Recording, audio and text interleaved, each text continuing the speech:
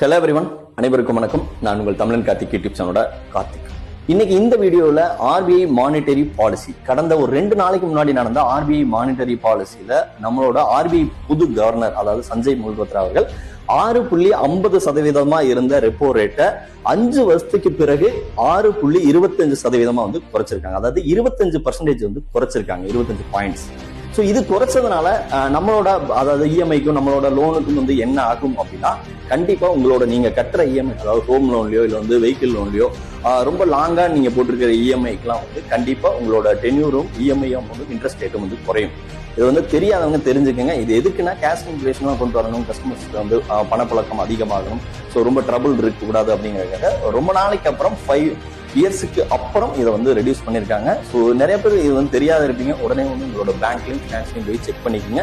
Repo rate increase ஆச்சுன்னா நம்மளோட கட்டுற இஎம்ஐ டேட்டும், அதாவது டியூ அமௌண்ட்டும் வந்து அதிகமாகும். ரெப்போ ரேட் குறைஞ்சது அப்படின்னா நம்மளோட இஎம்ஐயும் வந்து குறையும். இதுதான் வந்து பேசிக்கு.